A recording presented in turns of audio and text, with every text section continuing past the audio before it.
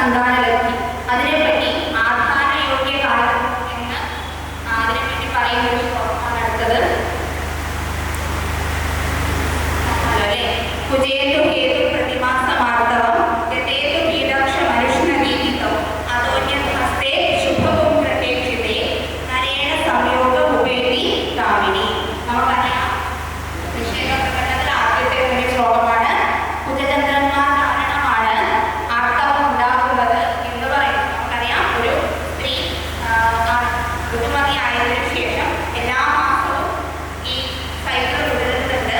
പക്ഷേ എല്ലാ മാസവും ഈ സൈക്കിൾ തുടരുന്നെങ്കിൽ പോലും അവരത് എന്താ പറയുക ഗർഭത്തിലേക്ക് എത്തുന്നില്ല. അതിനുള്ള കാരണം എന്താണെന്ന് പറയുന്നത് അടുത്ത ശ്ലോകങ്ങളിലൊക്കെ ആയിട്ട്.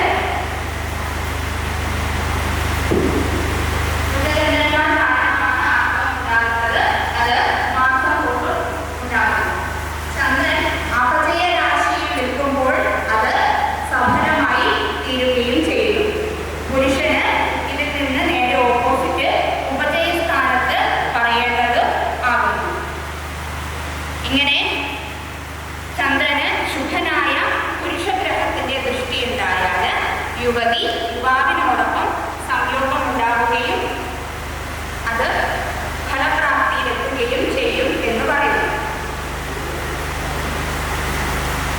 ശീല ജ്യോതിഷി യോഷിതോപജയസ്ഥാനേ കുജേരേക്ഷിതേ ജാതം ഗർഭഫലപ്രദം ഖലു രജഃ സ്യാദന്യഥാ നിഷ്ഫലം.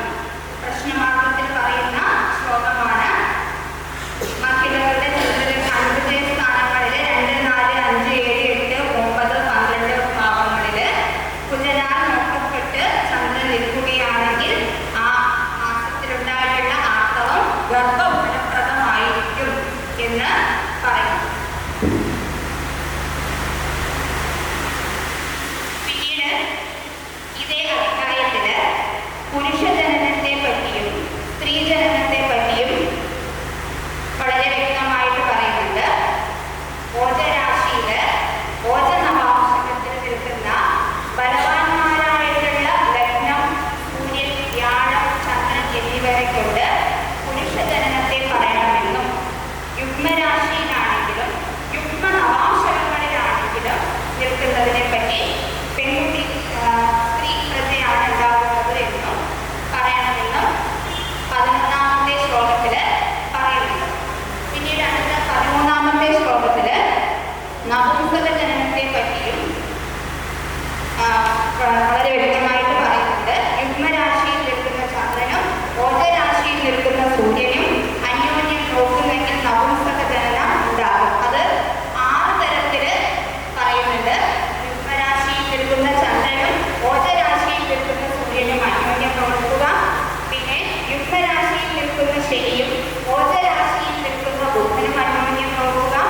ഓജരാശിയിൽ നിൽക്കുന്ന കുജൻ യുഗ്മരാശിയിൽ നിൽക്കുന്ന സൂര്യനെ നോക്കുക. ലഗ്നവും ചന്ദ്രനും ഓജരാശികളിൽ വരികയും അവർക്ക് കുജന്റെ ദൃഷ്ടി ഉണ്ടായിരിക്കുകയും ചെയ്യുക. യുഗ്മരാശിയിൽ നിൽക്കുന്ന ചന്ദ്രനെയും ഓജരാശിയിൽ നിൽക്കുന്ന ബുധനെയും ചൊവ്വ നോക്കുക. ലഗ്നം, ചന്ദ്രൻ, ശുക്രൻ എന്നിവയുടെയെല്ലാം നവാംശകം ഓജരാശിയിൽ വരിക. എന്നിങ്ങനെ ഇങ്ങനെ 6 നപുംസക യോഗങ്ങളെ പറ്റി പറയുന്നുണ്ട്. പിന്നീട് അടുത്ത ശ്ലോകങ്ങളിൽ 1ഉം 2ഉം കുട്ടികൾ ഉണ്ടാകാനുള്ള യോഗത്തെ പറ്റി പറയുന്നുണ്ട്. അപ്പോൾ എന്റെ വിഷയത്തിലേക്ക് കടക്കുന്നത് ഗർഭസ്ഥ ശിശോഹോ വികാസ. നമുക്കറിയാം 1970കളിലാണ് സ്കാനിംഗ് ഒക്കെ വന്നത്. ഇന്നത്തെ നമ്മൾ ഈ പറയുന്ന സ്കാനിംഗ് ഒക്കെ വന്നിരിക്കുന്നത്.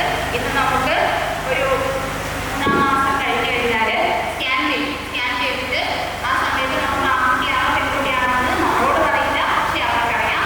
5-ാം മാസത്തിൽ വീണ്ടും സ്കാൻ ചെയ്യും. കുട്ടിക്ക്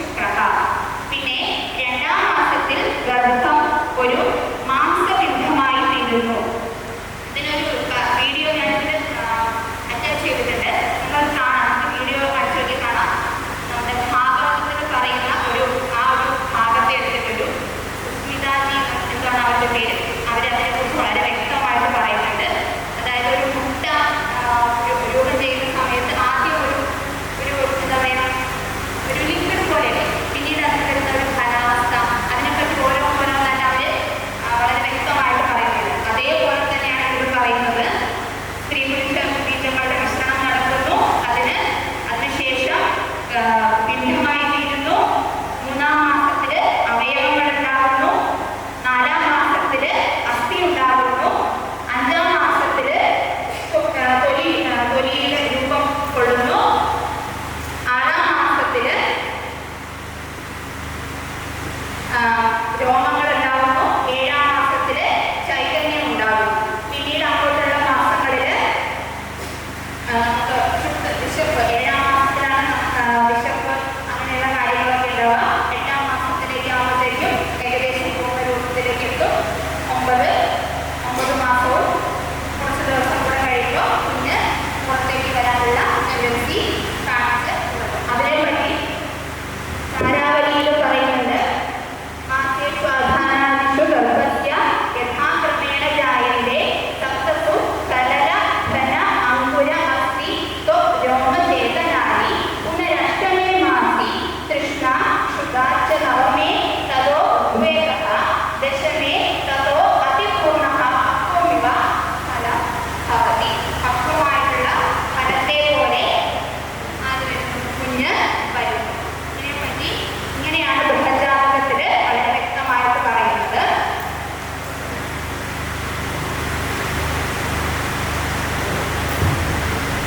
ഇത് ഇപ്പൊ നമ്മൾ പറഞ്ഞിട്ടുള്ള കാര്യത്തിനെ തന്നെ മോഡേൺ സയൻസിൽ വിശദീകരിക്കുന്നത് കാണാം. ഫെർട്ടിലൈസ്ഡ് എഗ്, 2 സ്റ്റേജ്, പിന്നെ 4th സ്റ്റേജ്, അതിന് അങ്ങനെ സ്റ്റേജുകൾ പിന്നെ കൂടെ കൂടിയിട്ട് ലാസ്റ്റ് ആ ഒരു രൂപത്തിലേക്ക് എത്തുന്നു.